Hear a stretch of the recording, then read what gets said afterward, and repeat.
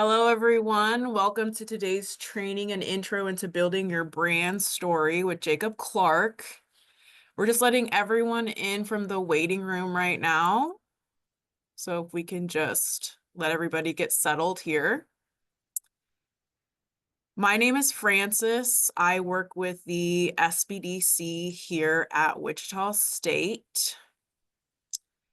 And I'm going to just briefly give an overview super quickly about the SBDC before we get started. So three main things that we do here at the SBDC, we provide training, advising, and connections. So through our training, such as today's training that you guys are attending, we provide low to no cost trainings to you, and those are all on our website. So feel free to sign up for whatever you like. Our next quarter training should be coming out next month, so look forward to that. As well as this training today is kind of like a two-part series. So we have the first part today online, and then we do have a more hands-on, in-depth experience with Jacob in March. So I will put the link to that event in the message box if you guys are interested into that. The second thing we do here at the SBDC is we provide professional, confidential, one-on-one business advising. So we work with businesses and with really whatever you are looking for in your business, from either an idea to maybe you're 5 years in your business, or you're maybe looking for a transition or need help in a transition. So really, wherever you're at in your business, we try to meet your needs, and you can sign up for a business advising via our website. And the last thing that we do is we connect you to resources in the community that will help you and your business thrive. Today, we'd like to thank our funding partners who help us with these trainings, WSU, the SBA, and Kansas Department of Commerce. Without them, we wouldn't be able to have these trainings. Here's our contact information at the SBDC. You can contact us here at any one of these avenues. And I believe all of you have my email. So if you have any questions regarding trainings or anything else that we're talking about here today, you are more than welcome to email me. And with that, I'm going to let Jacob take over because I know he has some really awesome content to provide. Yeah, I appreciate that. So first and foremost, how's everyone doing today? Um, I know we just had the good old snow day yesterday, but just in the chat, real quick, how many of you guys own your own businesses? I just kind of want to get the chat active. Today, I'm really going to be utilizing that. And even at the end, I want to do a little Q&A section just to kind of get to know you all a little bit more. I mean, you guys are here with us. So Robin, you on your own. Erica, you own two restaurants in Tasha. What restaurants are those? Preparing to launch this year. Sarah, yep. Just starting out. Oh, you own the kitchen. Awesome. Um, I actually love it there. You guys have a couple sandwiches that are my favorites. Working on starting a business, own an electrical business. Awesome, cool. So we have a lot of businesses all across the board. Today we're going to be talking about got another person joining. Let them in. Yeah. So today we're just gonna be talking about championing your brand, like why knowing your why essentially is really important in today's market, and it's always kind of been a really big driving factor for marketing. So let's just kind of jump into it. Uh, I'm Jacob Clark. I'm the owner of Manage to Create, and we help companies tell their story. That's kind of like my why. If we can just a little elevator pitch on it, I love helping people tell their stories, whether it's how they got started or why they got started.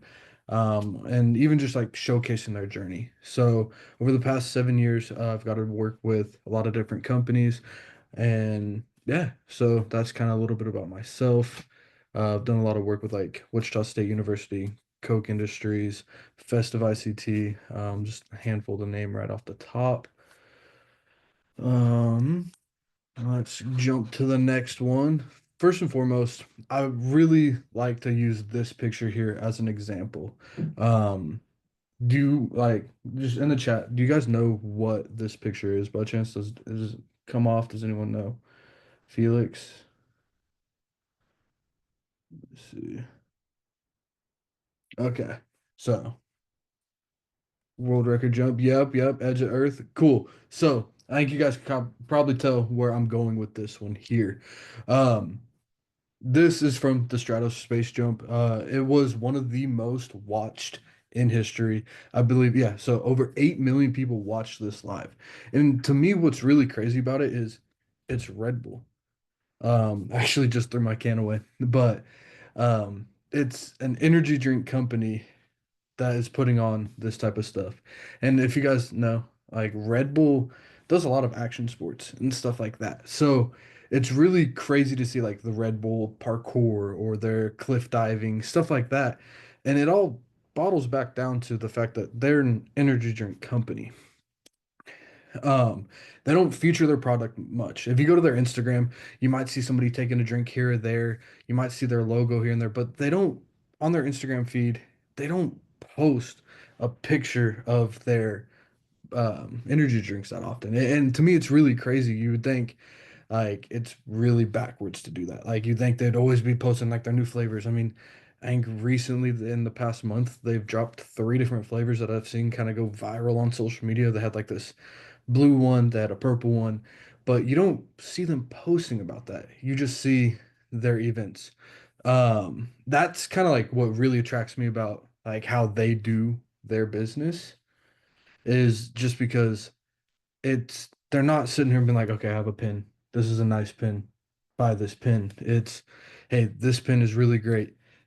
Why? Because it will allow you to do X, Y, and Z. To me, it's just it's really beautiful. Um, keep forgetting my keyboard doesn't work. So, um, do you guys remember what was happening in this? There's a fundamental shift happening in business and marketing. Customers don't just want to buy what you do, they want to buy why you do it. Like this is my biggest thing when I'm talking to my clients is why do you do what you do? Like we all know that Apple sells phones. We all know that, let me see what else we got. Like Sony sells cameras, stuff like that. But why? Like, I don't buy Apple just because it is a great product. Oh, let me see what we got going on. Something popped up on the screen. But yeah, let's go over to the next slide. So, products tell what you do. Anyone can copy what you do, but purpose tells why you do it, and no one can really copy why you do it. Like, yeah, we might all have similar reasons of why, but I don't think really anyone has like same exact reasons. I mean, like, yeah, my generic why of why I do what I do is to help people or to help tell people stories, but it's way deeper rooted than that. Like, it's just coming from where I came from, like, and seeing how LA worked, and then coming back to Kansas and seeing, like, okay, Kansas is a little bit behind. So, like, let's really help our brick and mortar companies here in Kansas. And that's kind of what helped drive me into doing what I do today.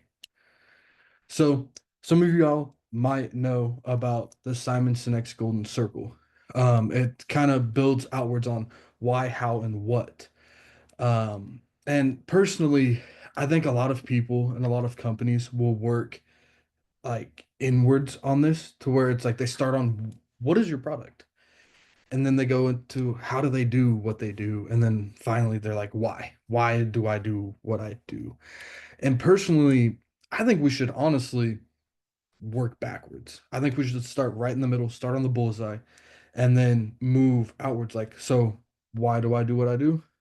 And then go into how do I do it? And then finally, you can just talk about what is the end result, like why or what is the outcome.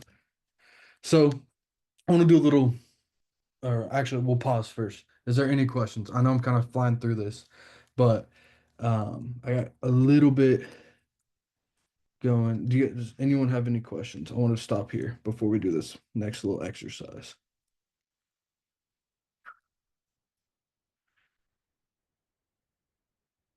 Cool. This could be helpful method for your field. Perfect.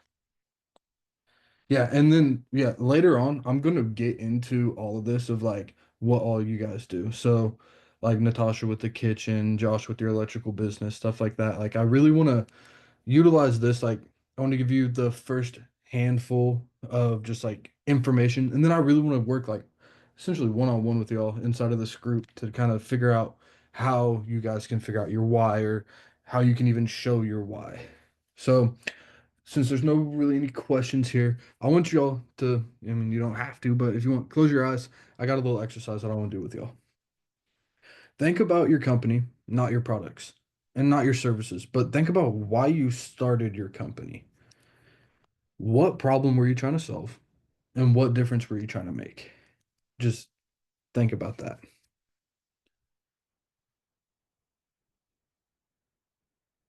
Like, I really, like, if you want, write it down, put it in the chat. But I really want y'all to just like think on this for a second.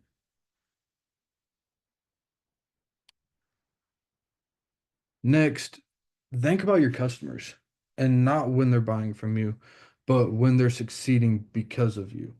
So if you're like Josh and you're an electrician, think about when you fix a problem and somebody's, well, I don't know, their lights come on and they're just like, wow, I can actually get back to work.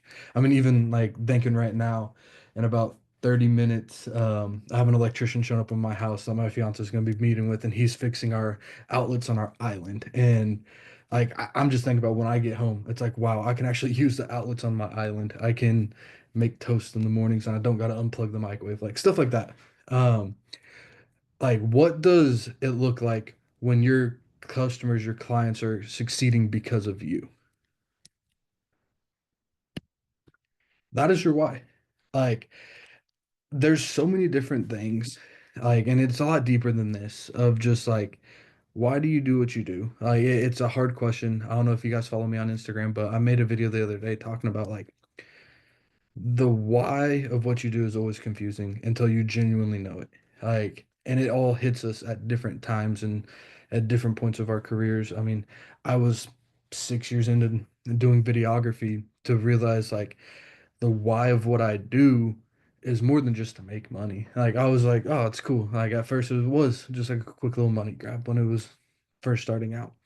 Then I started doing weddings. Then I started really enjoying weddings and realized like, cool, in the wedding space, I get to tell and capture people's stories for a long time.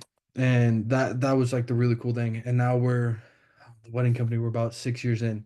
And we just talked to a bride that we shot for about 5 years ago. And she's like, we watch the wedding film every year on our anniversary and we're still crying about it and stuff like that. And so to me it's really cool to hear those types of stories. So that's part of my why. Like, it allows me to really like just have that passion with inside of the videography. Okay. Now we're gonna do more of an exercise. Write down what your company does, whether you have a pen, paper, or if you don't want to do this, that's completely fine. But write down what your company does.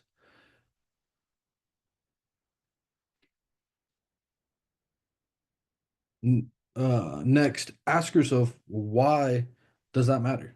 Like, at the end of the day, what problem are you fixing? Like, why does it actually matter?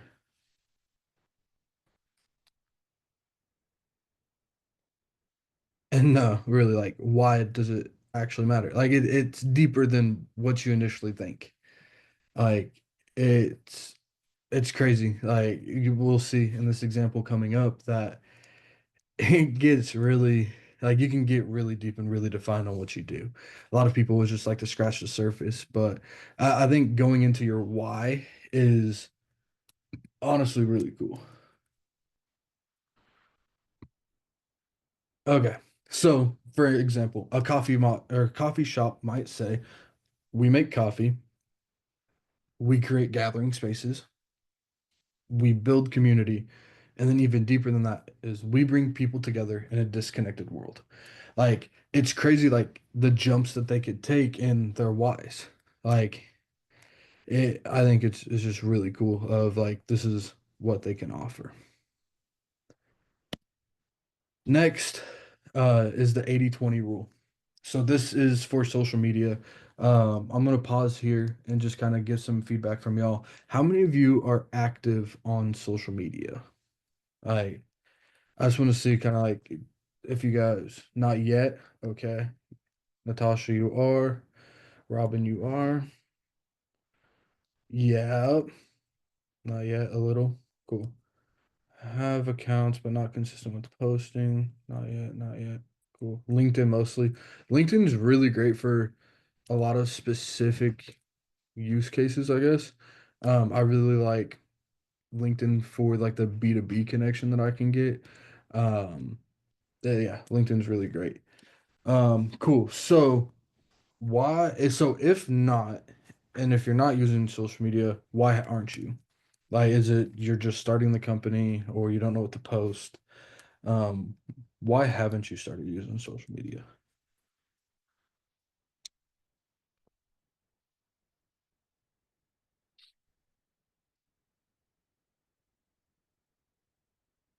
And then for the people that have social media, how often are you trying to post? Don't know what to post. Working on the company, have zero idea on what to post. Okay. 3 times a week. Yeah, 3 times a week is pretty solid. 2 to 3 times a week. Okay. Yeah, no, I personally, it's funny because I really try to post 3 to 5 times a week as much as I can. Um, But with life, I completely understand. Like I'm a social media guy. I help companies with their social media, and even for my personal self, I get too busy and forget to post 3 to 5 times a week.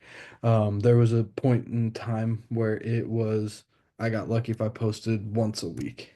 Um, you try to post on LinkedIn 4 times a week. Yeah, LinkedIn, I'm a little bit better. Which social media sites do you recommend and which ones to start with? Okay, so real quick, I'll answer that.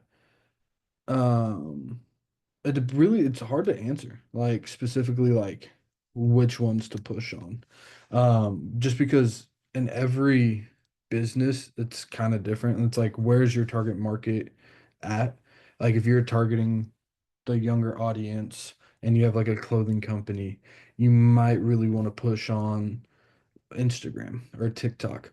But if you're like Josh here and you have an electrical company and you're trying to go bigger scale, like B2B, you might want to go on LinkedIn and heavily push that. So it kind of just really depends on where your audience lies.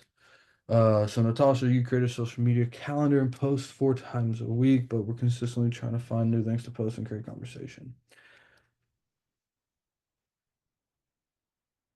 Yeah, so I completely agree with that. Like the I did a lot of work with Kobe Steakhouse when I first started in the commercial market, and specifically for restaurants, it is hard. I can completely see and agree where you are having um, like trying to find new ideas, especially when you have a restaurant. It's like you can only show this sandwich so many times. You can only show somebody making food so many times, and so it's figuring out how to break outside of that box, and that's where I think this 80/20 rule comes in, and we'll kind of go into that now.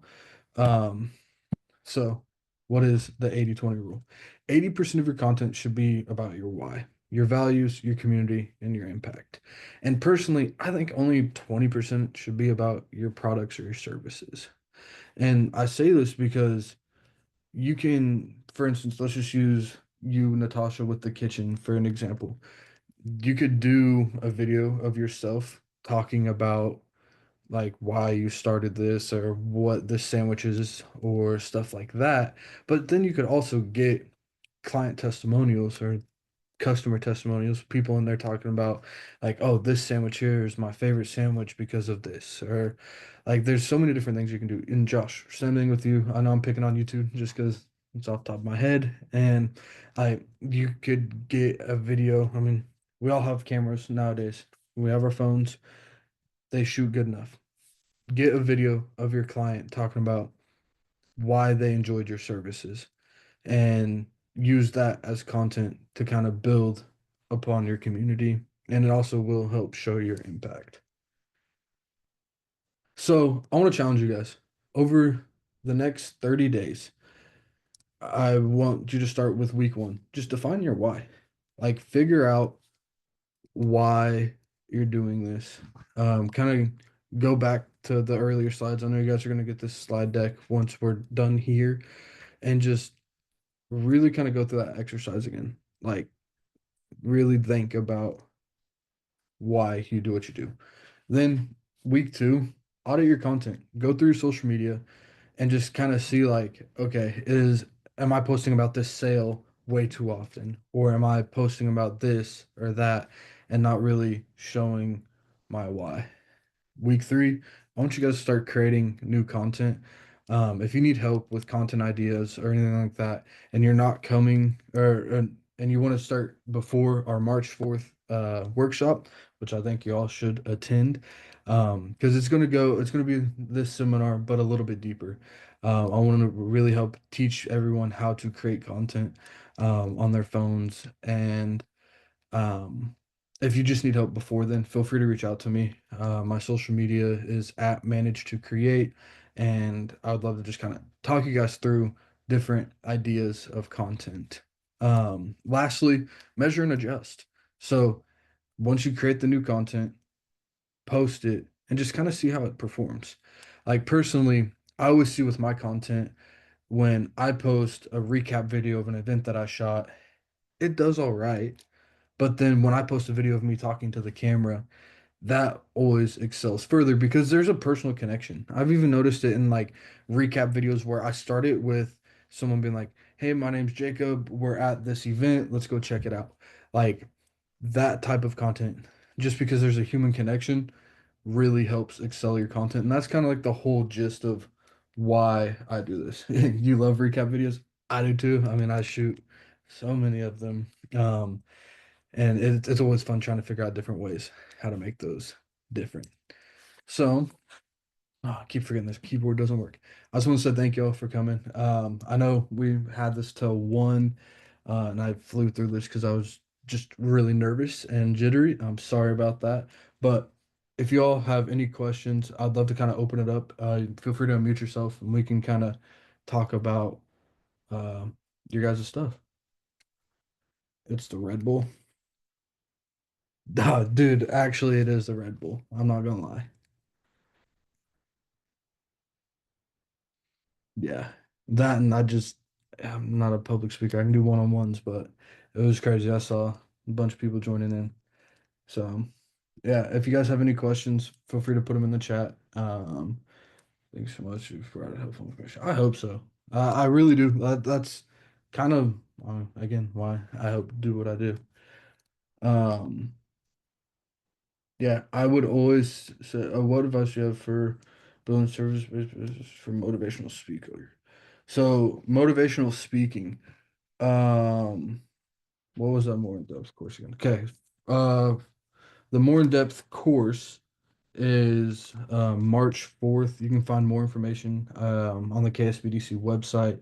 It's just going to be a workshop where we're going to go deeper into your why and how to utilize that. I got a couple worksheets that I'm going to be bringing and whatnot. What advice do you have for building a service-based business for motivational speaking? Post on social media. Like motivational content. So the things that perform best on social media are informational, entertainment, and motivational. Like if you can be motivational and funny, you're gonna kill it. Like I would really say be posting on social media as much as you can.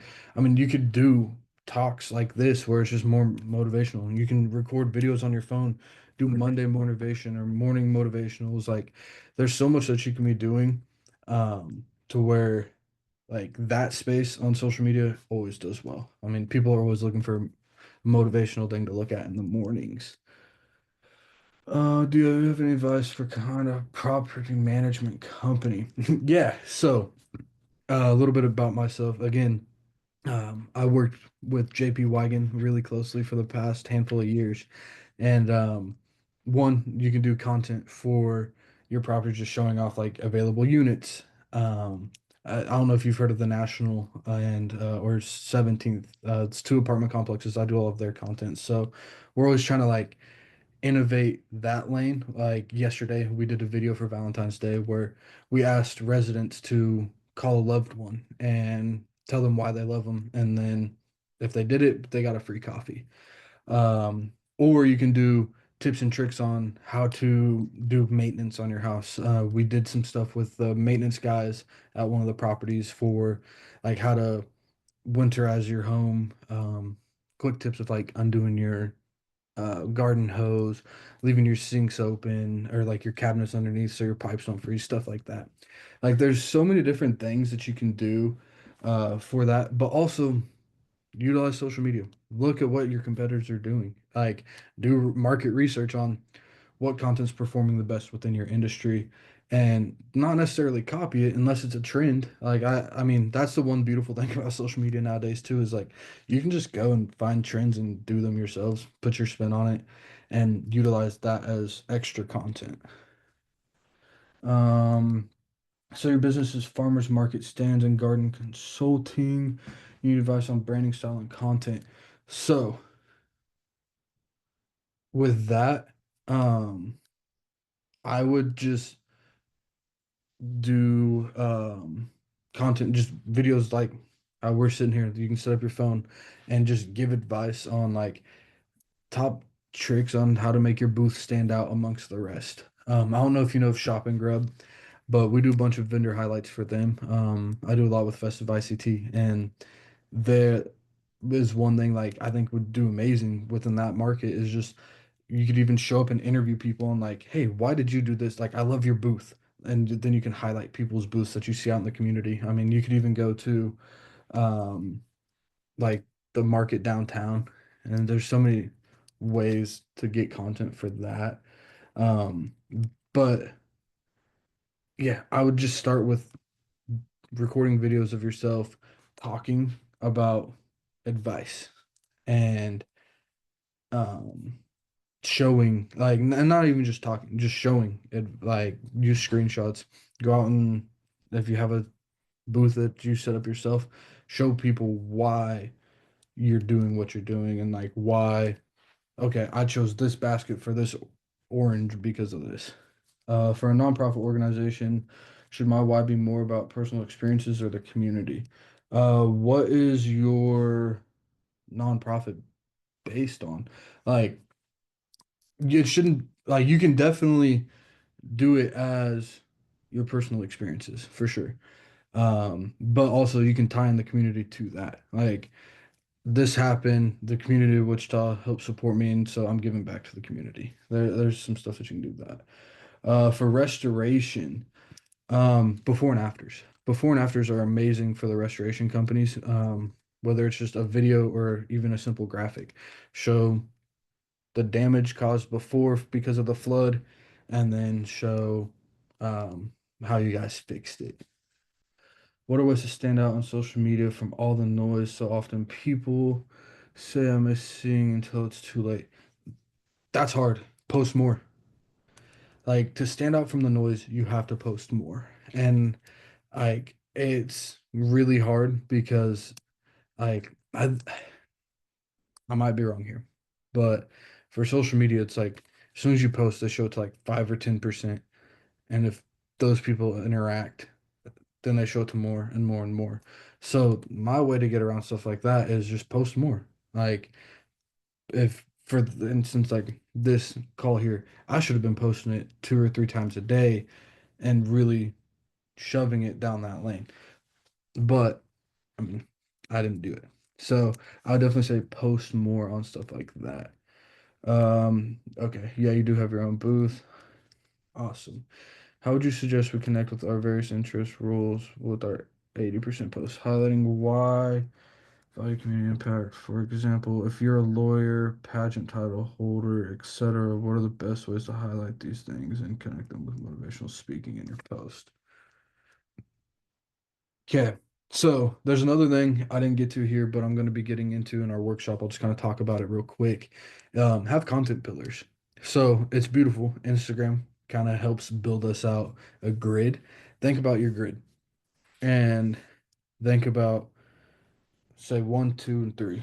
So say column one, you have your pageantry stuff. So talk about past experiences in pageantry and things that you learned and like show pictures from that.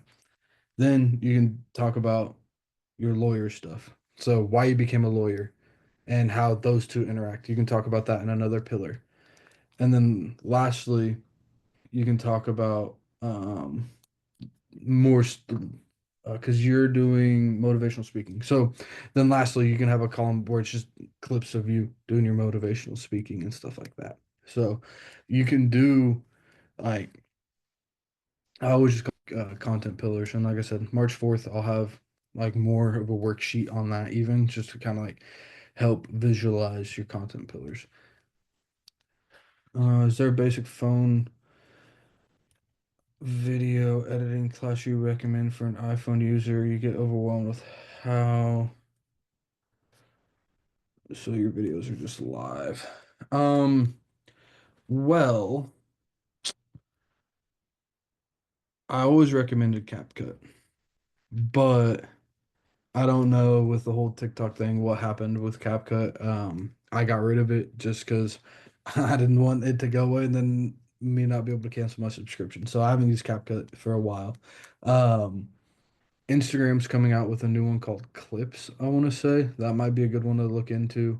Um, just look up like CapCut alternatives. Those are really easy to use.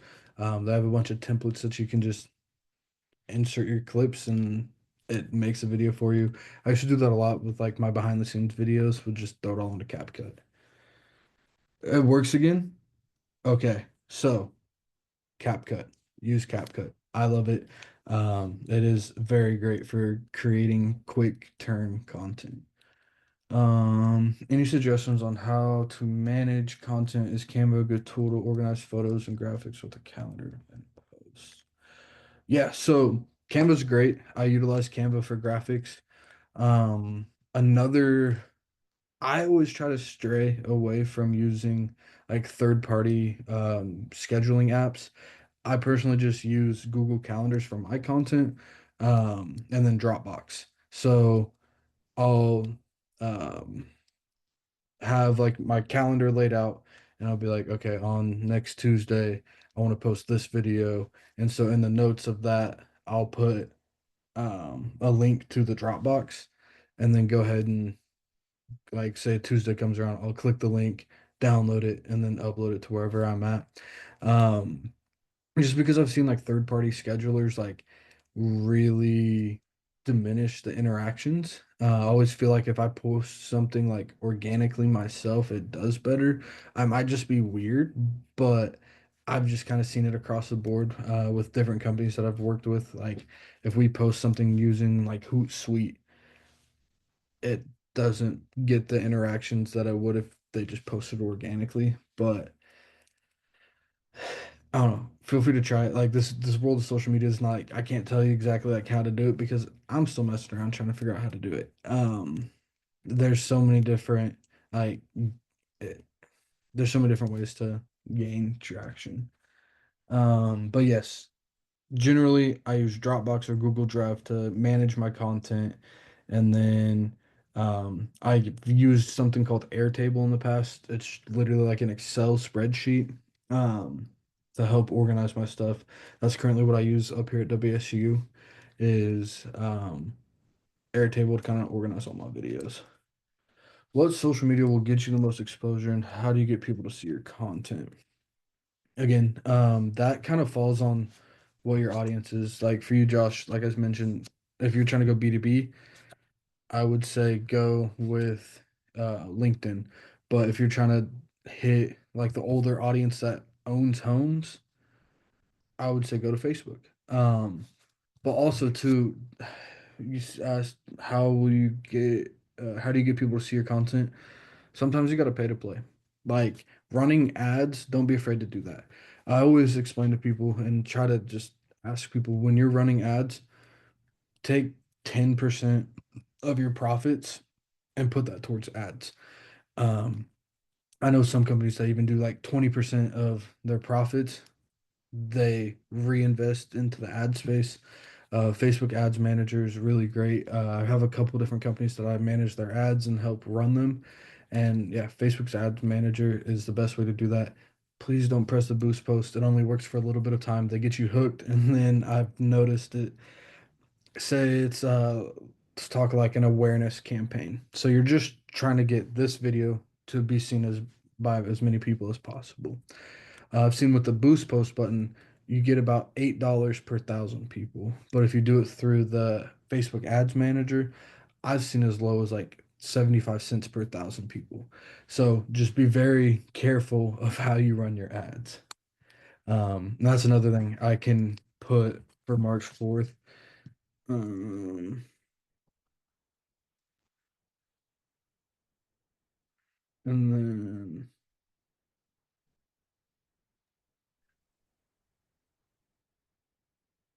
yeah. But yeah, that is one thing I would suggest is that, and you got to make relatable content. You got to have hooks at the beginning of it. Like, did you know that if you plug too many like space heaters into one power strip, it could catch on fire and then have fire pop up? I don't know. There's so many different like ways that you can come up with content ideas. One really good one that you might not know of, that you might know of, Chat GPT. Um, I've had it help generate content ideas or content hooks before, and it's pretty well. Wouldn't rely on it 100%, but it will help generate ideas if you train it to do it right. What about using hashtags? Is that still relevant? Again, hashtags are I think they help with engagement to a point on certain platforms like Instagram. It's weird because like if you do like hashtag Kansas or hashtag Wichita, Kansas, then you get those random bot pages that comment on your stuff and like send DM us for us to post, and then they try to charge you, whatever the case. Like I'd be careful. Um, I don't really ever use hashtags, but again, just pay attention within your industry because within the restaurant industry, it might be more relevant to use hashtags than in other industries. So, I mean, let me pull up Instagram, go to,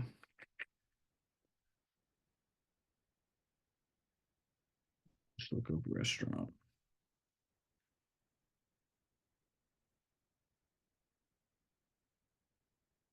And then let me just click on a random post that's on the explore page. This one has 236,000 likes, and it has captions or it has hashtags. This is a post from 2024, August of 2024. So I would like it doesn't hurt to do it. I've never seen like a negative side effect from using hashtags. Collaboration is helpful. Yes. So yeah, thank you for that one. That is another great one for restaurants. I mean, dude, I mean, I don't even gotta go super into it, Natasha. You know, the Jack Stacks, the um, God, there's so many different food reviewers. Wichita by EB, Plate Envy. There's so many people like that in Wichita. Dude, I honestly think if you own a restaurant in Wichita and you're not utilizing influencer marketing, most honestly, let me rephrase this. If you aren't using influencer marketing nowadays, I think that you're gonna be behind. Um, just because that's, I mean, I guess that can even go back up to Josh's point of like how to get people to see your content. Collaborate with people that have big followings. I know like Wichita Life, he is always looking to collaborate with people. Yes, it might cost money, but at the end of it, you should be seeing results. What are your thoughts on using titles or covers for posts, Instagram, TikTok? Do you think social media grid should have words to help navigate viewers? So I personally think it really depends on how you want your aesthetic to be. But if you have the time to create the like the assets for it, I think it's a great thing to do. Like, I'll show you our. Uh, so this is our Swift wedding films. Oh, it's not, of course, gonna pop up. Um,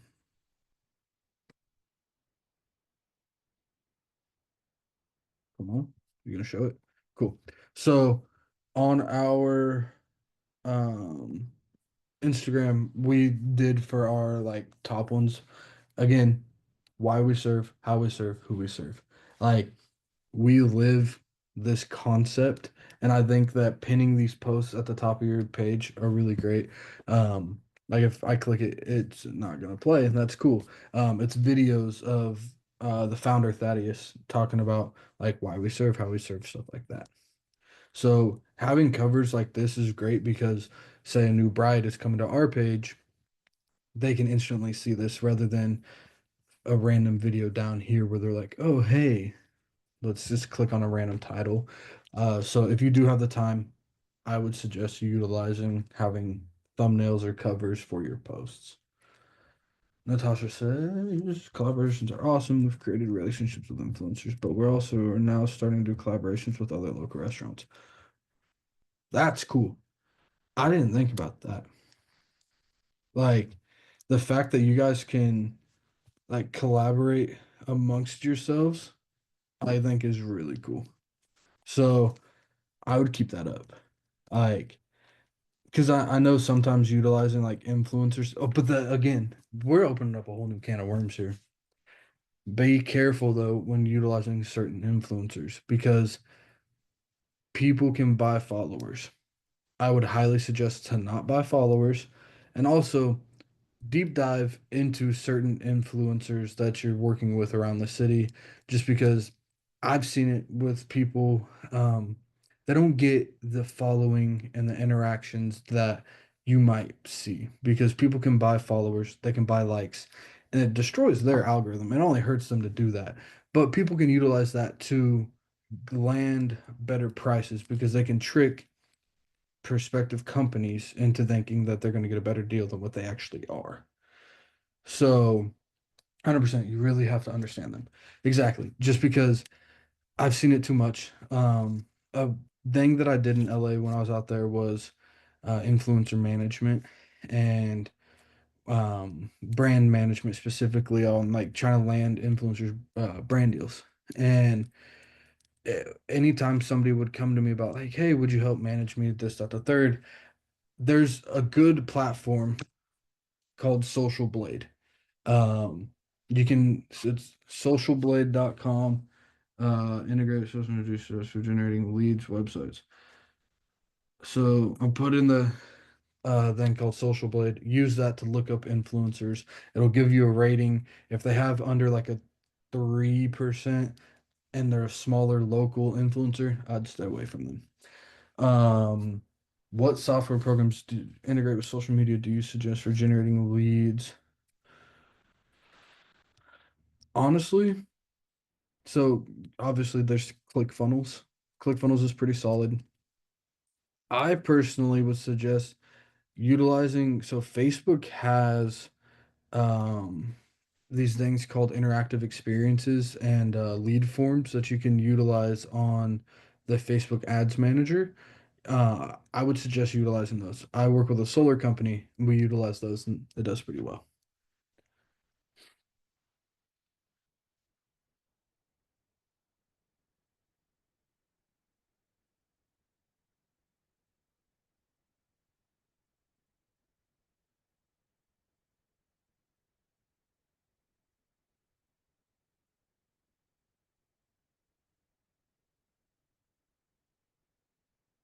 Mm, Great questions. Yeah, 100%. Yeah, again, I just want to say I appreciate y'all for coming out and I ain't got to do much. I just appreciate y'all for coming on this and learning a little bit about how to champion your brand. If you guys again have any more questions, feel free to reach out to me. Put it on your calendar, March 4th. I'm excited to see everybody there and hopefully I won't be as jittery with this Red Bull. So, again, I just want to say I appreciate y'all for coming out and hanging out with us for a little bit. Thank you, Jacob. Literally, I think all of those questions were just amazing, and Yeah. I hope that everyone was able to get something out of this training. I do want to say off the top of my head before we jump off, I think for me, when it comes to branding, I always think of colors too. Exactly. I don't always think of, I mean, I think about my why sometimes, Mm. but I think about I want to pick the right colors and how do I do that? Because I don't want to change everything, Mm. you know? Is Yes. that something you're going to dive more into March 4th? Or can you briefly talk about that a Yeah. little bit? So, yeah, I guess like that. I don't know why that slide wasn't on there. I remember writing out something like branding is deeper than colors. Branding is deeper than a logo. Branding is deeper than like what font you use. Like, yeah, no, I can definitely hit on that March 4th. I mean, honestly, like I paid someone on Fiverr to create my logo, and I was just like, cool, I like this. Let's run with it. Like, I really think people should um like yes, like colors do matter. Like color science is a real thing. If you're wanting to talk about helping people grow, you don't want to use red. Like you want green. You want it to feel like cool, we're moving in an upward trend. um yeah, so yeah, no, colors are definitely important. We can definitely hit on that. So Awesome. Well, if you guys have any other questions, feel free to email me. I will send out the slides and PowerPoint to your email that you registered with. And then I'll also include the training as well in March. So thank you to everyone who spent the time out of your day. And thank you, Jacob, so much. I know you're crazy busy. So really yes, appreciate your time being with yeah, no us problem. today. Cool. Yeah, no, I appreciate you all. So, yeah, no, it was a great time. We worked through it.